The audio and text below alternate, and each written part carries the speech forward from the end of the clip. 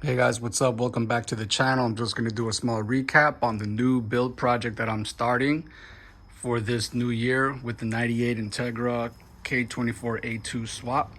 Now this is a build that had already been started by somebody who has done quite a bit of work using good name brand parts. He's been doing a good job of the installations and everything, and he was on a good path. But after having the car for 5 years, I guess life came up for him. He's got new expenses, other things on his mind, and he departed from the build. And who better than me to take on the build and finish it? So once we get into 2024, I'm going to start a brand new build series where you'll be able to catch every single clip and episode of this whole build. If those of you who aren't aware yet, I'm a national award-winning AACB2 certified painter. I was given a national award for 2017-2018 by the AAC headquarters for getting the highest score on my B2 recertification test. So I'm sure it goes beyond that. At the time, I was working at a 5-star body shop in South Florida on Commercial and 64th, and I ended up purchasing that body shop shortly after my awards. I just took that momentum and moved forward, but long story short, we are here.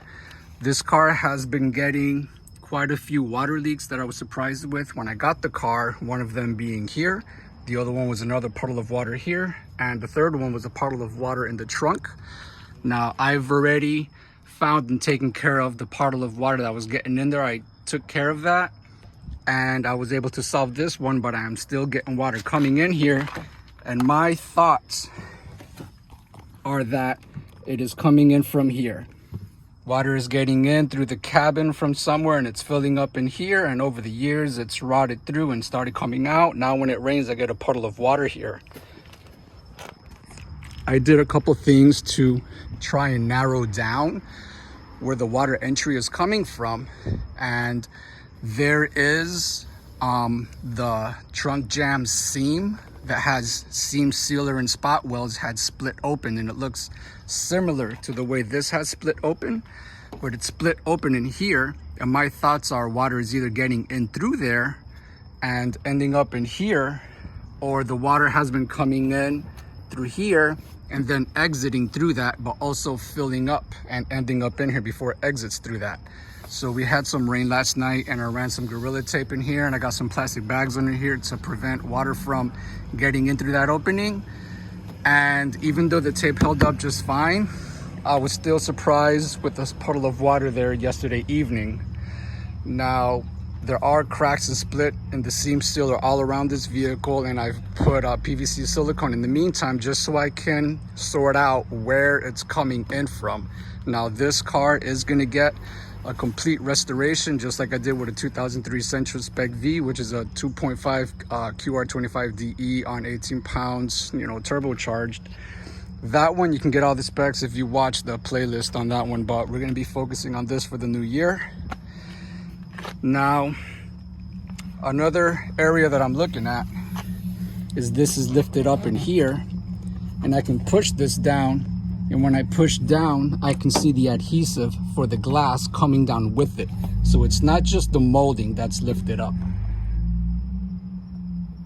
We don't have light right now, so sorry about that, but there's gonna be plenty of videos on this build anyway, so.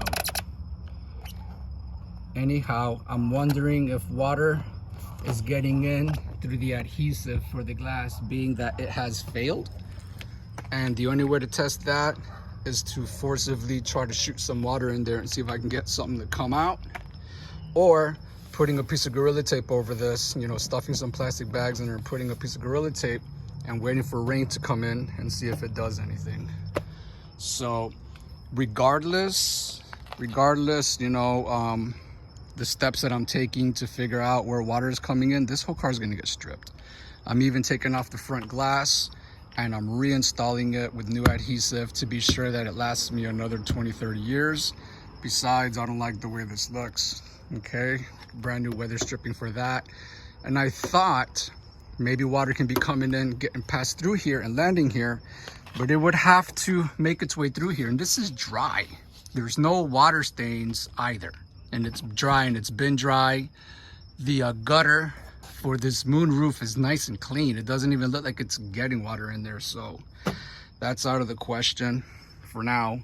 But my next step on my next day that I do not have rain, because I am here in South Florida, I got to take out these back seats so I can look in here and take off all these inner quarter panels so I can see if I can see any stains, water stains, any rust damage, see if I hear anything.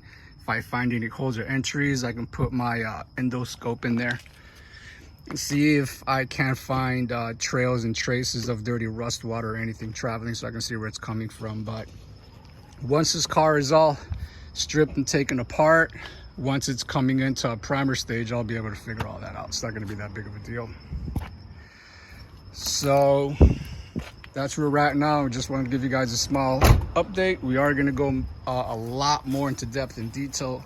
This car has a lot of Easter eggs. It's got a lot of name brand parts, suspensions. I mean, just yesterday I received a brand new traction bar kit that's going to be going on here, so there's going to be footage on that coming out as well. And once this whole car makes it into primer stage, maybe about that time or perhaps after I paint the car, I'm gonna go turbo, and I should already have had learned how to use the Honda K Pro V4 that's in here now, which is Bluetooth compatible, and it's also E85 flex fuel ready. This exhaust that I have, this is name brand exhaust. It had a V-band that I just ended up welding an exhaust to, because I got this car without exhaust.